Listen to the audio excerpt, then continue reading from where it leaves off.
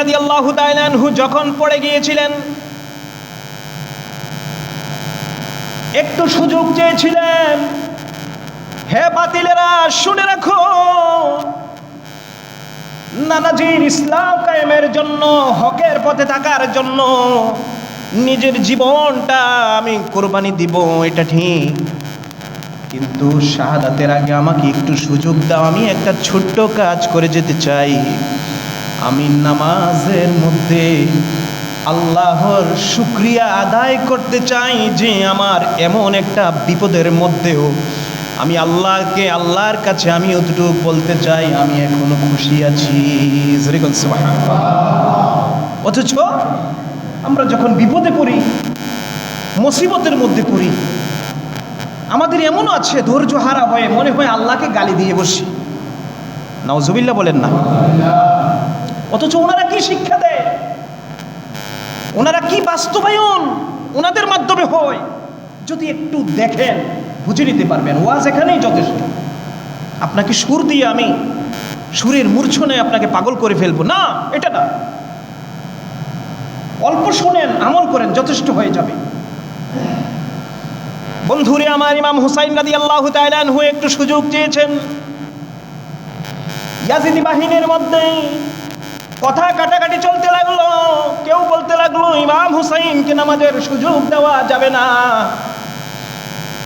কিন্তু সেখানের মধ্যেও একদল বলতে লাগলো যে শরীরটা ছাঁচড়া হয়ে গেছে, মনে হয় বেশিক্ষণ টিকতে পারবে না, আমাদের সামনে তলোয়ার ধরার ক্ষমতা উনি হারিয়ে ফেলেছেন, আর উনি দাঁড়াতে পারবেন না, নামাজের সময় যখন চেয়েছে দিয়ে দেওয়া হোক।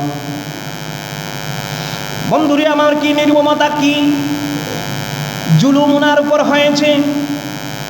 নামাজের মধ্যে উনি সেজদার মধ্যে সেজদাটা মাত্র দিলেন, এমন সময় ওই ইয়াজিদি বাহিনী বলতে লাগলো যদি মাথাটা উঠায় রে, নামাজটা যখন শেষ হবে রে, ইমাম হুসাইন শক্তি পেয়ে যাবে আর আমাদের কাউকে আর ছাড়বে না।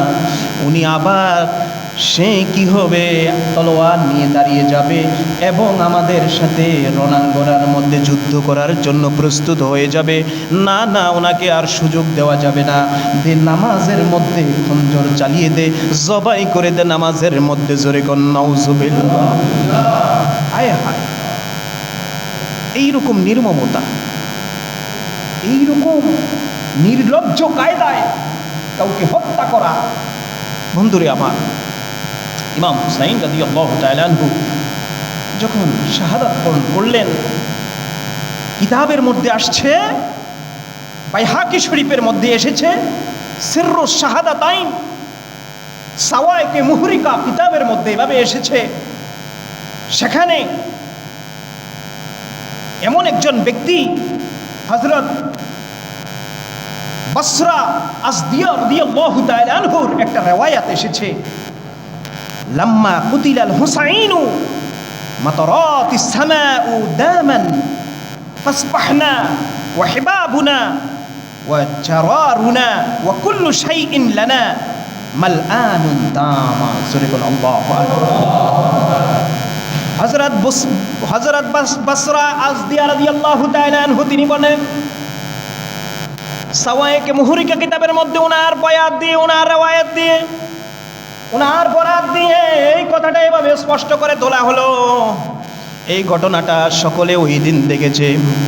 লাম্মা কুতিলাল হুসাইন, হুসাইন রাদিয়াল্লাহু তাআলা আনহু 10 মুহররম যেদিন শাহাদাত বরণ করেছে, মাতারাতিস সামাউ, আসমান থেকে এভাবে বর্ষণ হয়েছে। বন্ধুরে আমার, বর্ষণটা এইরকম ছিল না যে আপনি মনে করছেন যে আসমান থেকে পানি বর্ষণ হয়েছে। না না, সেদিন ওই দিন 10 মুহররম 61 হিজরিতে আসমান থেকে পানি প্রবাহিত হয় নাই, পানি বর্ষণ হয় নাই, বরং বর্ষণ হয়েছে তাজা রক্ত দুনিয়ার জমিনের মধ্যে। আল্লাহু আকবার। তাজা রক্ত। হাত যখন কেটে ফেলেছেন দেখবেন ছাপ করে ফিনকি দিয়ে রক্ত প্রবাহিত হয়। ঠিক ওই দিন আসমান ভেদ করে, ওই দিন মেঘমালার মাঝে শুধু সেদিন পানি ছিল না, সেদিন ছিল সব রক্তিম অবস্থা, রক্ত আর রক্ত। আসমান সেদিন পানি বর্ষণ করে নাই, শুধু রক্ত বর্ষণ করেছে। পৃথিবীর মধ্যে কিতাবের মধ্যে আসছে 3 দিন পর্যন্ত শুধু রক্ত আর রক্ত প্রবাহিত হয়েছে। আসমান থেকে তাজা রক্ত জমিনের মধ্যে পড়েছে। চিৎকার দিব আল্লাহু আকবার।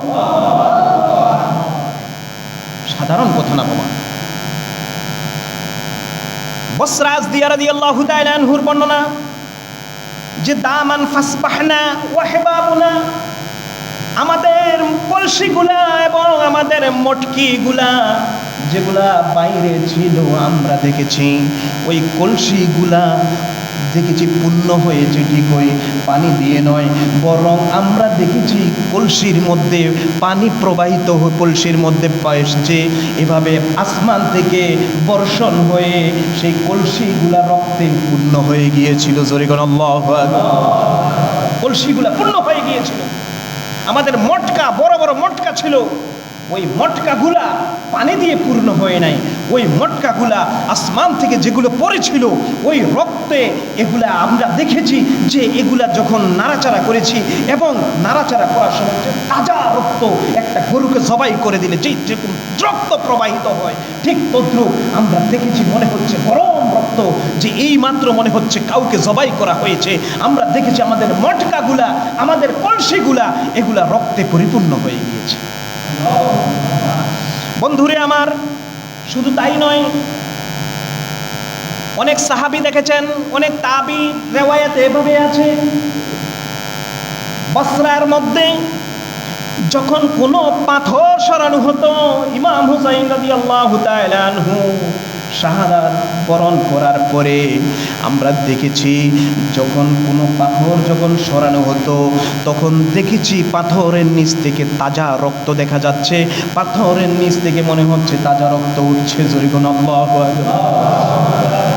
বন্ধুরে আমার, হযরত খালাদ বিন খলিফা তিনি তার পিতা থেকে বর্ণনা করেন, লাম্মা কুতিলাল হুসাইন ইসওয়াদ্দাতিস সামাউ ওয়া যাহারিহিল কাওয়াকিবু নাহারা। বন্ধুরে আমার, হযরত খালাদ বিন খলিফা তার পিতা থেকে বর্ণনা করেন, সাওয়াইকে মুহরিকার 192 পৃষ্ঠার মধ্যে এভাবে এসেছে যে লাম্মা কুতিলাল হুসাইন, যখন হুসাইন রাদিয়াল্লাহু তাআলা আনহু শাহাদাত বরণ করেন, ইসওয়াদ্দাতিস সামাউ, যে আসমানটা এমন কুচকুচে কালো হয়ে গিয়েছিল, সূর্যের আলো আর পড়ছে না, দুনিয়াটা নিমিষে অন্ধকারে নিমজ্জিত হয়ে গিয়েছিল। আল্লাহু আকবার। বন্ধুরে আমার, শুধু তাই নয়, এবং 3 দিন পর যখন আসমানের সেই কালো মেঘ যখন সরে গিয়েছে তখন দেখেছি যে আসমানের সূর্যটা আর নাই, মানে সূর্য গ্রহণ লেগেছিল। এমন গ্রহণ, এত ভয়ঙ্কর গ্রহণ আমরা কোনোদিন দেখি নাই। ওই দিন পৃথিবীবাসীরা সাক্ষ্য হয়ে গিয়েছিল, তাদের বুঝার আর বাকি ছিল না যে দুনিয়ার মধ্যে আমার নবীজির সেই ফুল দুনিয়ার মধ্যে ভুলুণ্ঠিত হয়েছে, ইজ্জত লুণ্ঠন করার চেষ্টা করা হয়েছে, সম্মান হানি করার চেষ্টা করা হয়েছে। চিৎকার দিয়ে বলুন না নাউজুবিল্লাহ। একটু দরুদ শরীফ সাল্লাল্লাহু।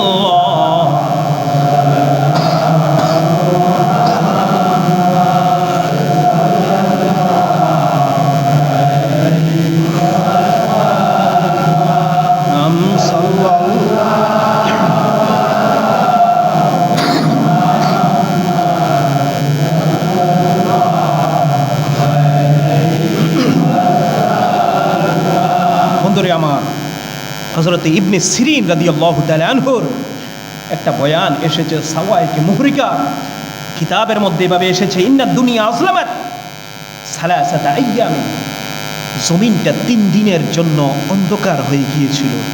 ঘরের মধ্যে কোনো লাইট জ্বলছে, যখন এটা কি হয়ে যায়, লোডশেডিংয়ে পড়ে যায়, যেই রকম ঘরটা রাত্রিবেলা অন্ধকার হয়ে যায়, ঠিক তদ্রুপ মনে হচ্ছে যে আল্লাহর আসমানের সে লাইটটা, ফ্ল্যাশ লাইট যেটা মনে করেন মানে সূর্যটা আপনার কি আল্লাহ মনে হচ্ছে নিভিয়ে দিয়েছিল। জমিনটা 3 দিনের জন্য অন্ধকার হয়ে গিয়েছিল। এবং শুধু তাই নয়, সুম্মা জহারাতিল হামরাতু ফিস সামাই, এবং আসমানটা 3 দিন পর্যন্ত রক্তে লালিমা হয়ে যেন সারাটা আসমান ছড়িয়ে পড়েছিল। যেই দিকে তাকা হয় নীল আসমান দেখা যায় না, শুধু মনে হচ্ছে রক্তের মতো লাল কি যেন ভেসে আসছে। চিৎকার দিল না সুবহানাল্লাহ। বন্ধুরে আমার, ইমাম হুসাইন রাদিয়াল্লাহু তাআলা আনহুর শাহাদাতে আসমান কেঁদেছে, জমিন কেঁদেছে, কিন্তু কাঁদে নাই ওই মুনাফিকগুলো, ওই ইয়াজিদের বাহিনীগুলো।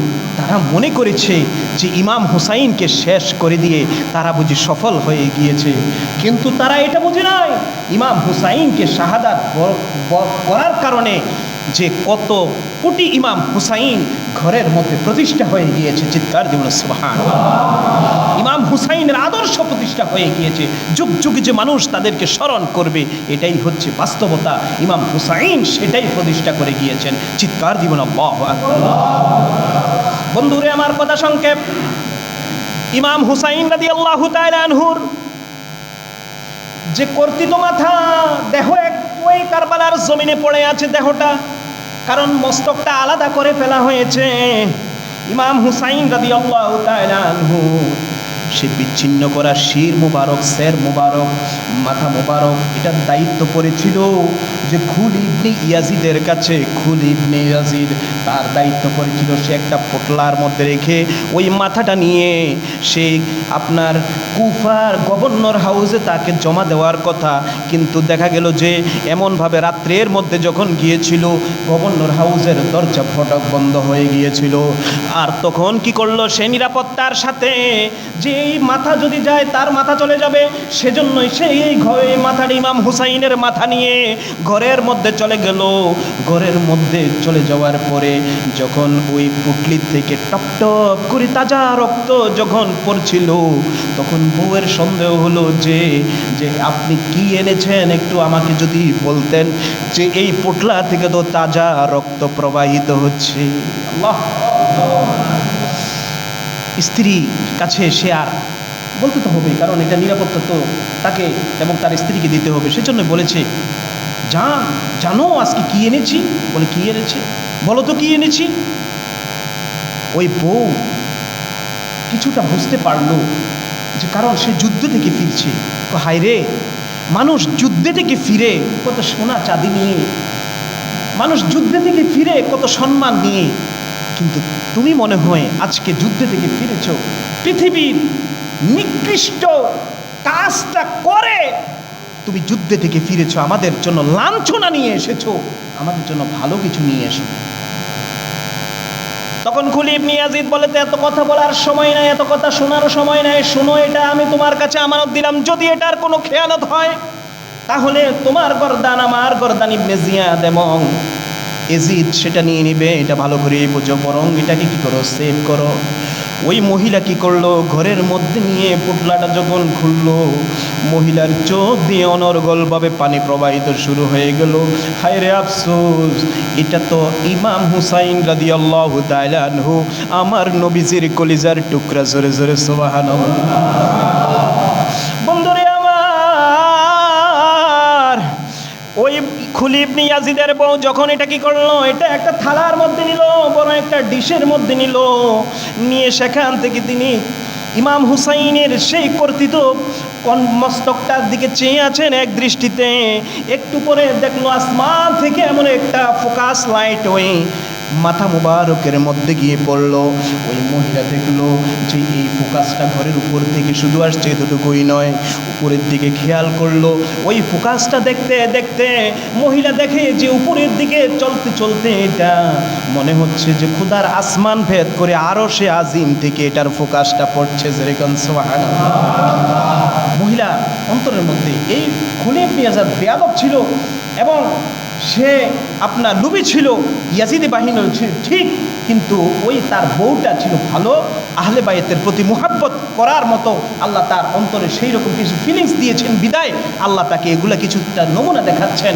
ওই মহিলা দেখলো যে এই লাইটটা যে উপর থেকে পড়ছে, ওই লাইটের মধ্যে যেন কি দেখা যাচ্ছে।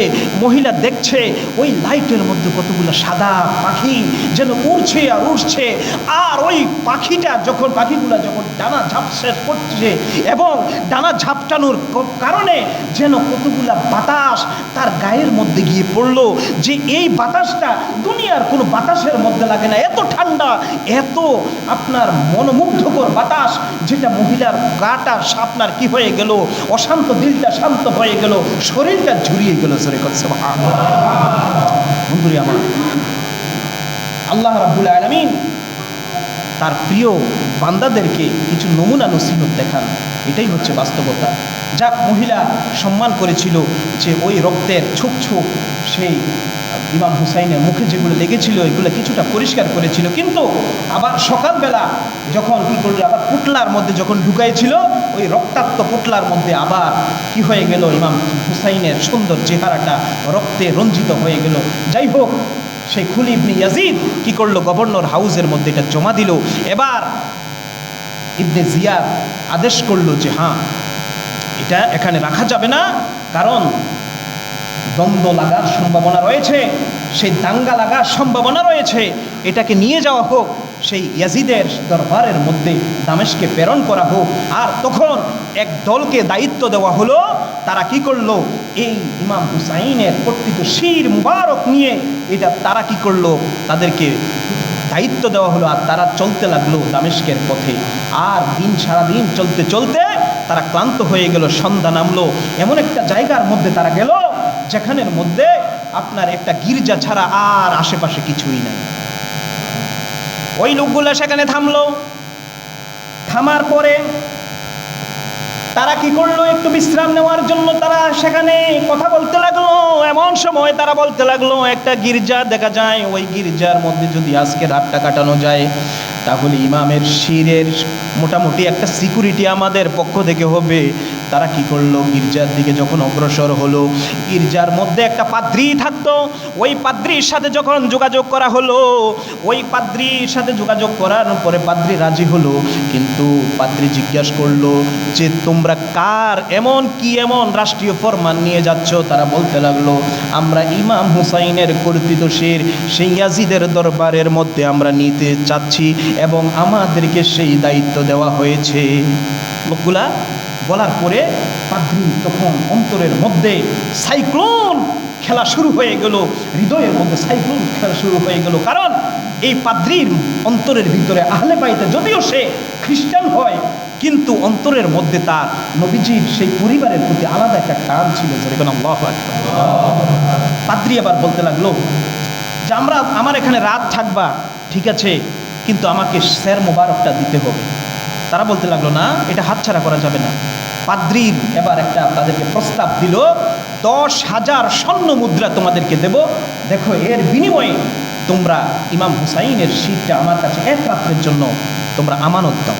লোকগুলো এবার লোভে পড়ে, কারণ এগুলো লোভী কুকুর, রাজি হয়ে গেল। আর তারা কি করলো, বললো যে টাকায় টাকা পাবো এবং রাতে থাকার জন্য ভালো একটা জায়গা পাবো, এর থেকে ভালো আর কি হতে পারে। লোকগুলা রাজি হয়ে গেল। ইমাম হুসাইনের সেই কর্তৃত শির পাদ্রীর কাছে দিল।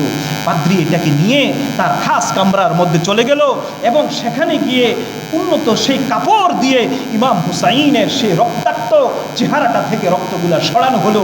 এবং শুধু সরাই সেখানে তা নয়, ইমাম হুসাইনের সেই মাথা মুবারকের মধ্যে মেশকো আম্বরে, মানে সেই আপনার সুগ্রাম যুক্ত যতগুলো যা জিনিস আছে সবগুলো প্রয়োগ করলো। প্রয়োগ করার পর সে তাওয়াফ শুরু করে দিল। আল্লাহু আকবার।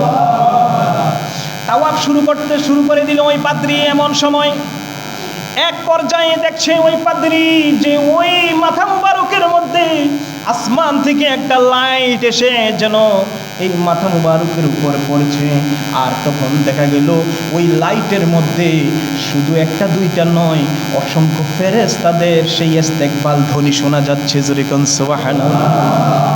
সেই পাদ্রী অন্তর দিয়ে অকপটে আর অন্তর দিয়ে এবং মুখ দিয়ে বেরিয়ে যেতে লাগলো, আর চোখ দিয়ে পানি পড়তে লাগলো, মুখ দিয়ে যেন সে নিজে নিজে পড়তে লাগলো, লা ইলাহা ইল্লাল্লাহু মুহাম্মাদুর রাসূলুল্লাহ সাল্লাল্লাহু আলাইহি ওয়াসাল্লাম।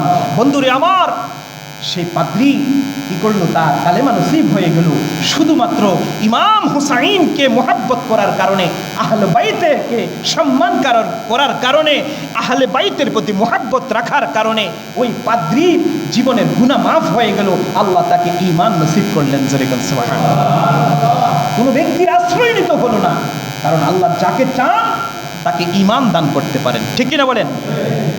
বন্ধুরে আমার, সেই পাদ্রী থেকে আপনার যখন কি হলো, সকালবেলা যখন হলো, পাদ্রীর থেকে মাথা মোবারকটা যখন নিয়ে আসা হলো, তখন ওই লোকগুলাকে কতগুলা কি দেওয়া হলো, স্বর্ণ চাঁদি দেওয়া হলো। লোকগুলা তখন দেখছে যে এই গির্জার উপরের মধ্যে একটা বড় করে একটা লেখা ফুটে উঠেছে, যেন আপনার সাওয়াইকে মুহরিকার মধ্যে এভাবে আসতেছে যে একটা লোহার কলম প্রকাশ পেল।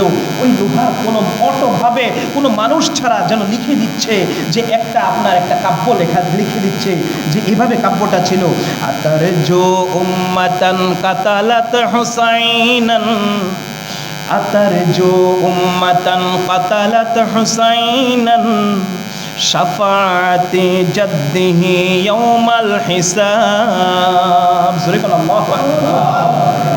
আতারজু উম্মাতান কাতালাত হুসাইনান, যে লোহার কলমটা এভাবে লিখে যাচ্ছে, আর কথাগুলো এটাই যে আতারজু, তারা আশা করছে, উম্মাতান ওই ব্যক্তিগুলা, ওই দলগুলা, কাতালাত হুসাইনান, ইমাম হুসাইনকে কতল করে, শাফাআত জাদ্দিহি ইয়াউমাল হিসাবি, যে আমার নানা জানের তারা শাফাআত পাবে, কখনো হতে পারে না, কখনো তাদের এই আশা পূর্ণ হতে দেওয়া যাবে না এবং হবেও না। জোরে বলো আল্লাহু আকবার।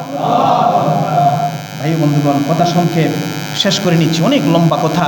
যখন তারা এই পুটলিগুলা নিয়ে, এই পুটলার মধ্যে 10,000 স্বর্ণ মুদ্রা তুলতে, বলনা যে স্বর্ণ মুদ্রাগুলা নিয়ে যখন ইয়াজিদের দরবারের মধ্যে গেল, দরবারে যাওয়ার আগেই একটু আগে বলতে লাগলো, এইগুলা নিয়ে যদি ঢুকি তখন আমাদের ইয়াজিদ এই স্বর্ণ মুদ্রাগুলা নিয়ে নেবে, এরে আস, এগুলা ভাগ বটারা নিয়ে ব্যস্ত হবে। কি এগুলা ভাগ বটারা করার দরকার, কারণ লাভে লাভ। কেমন লাভ? হ্যাঁ, কঠিন লাভ।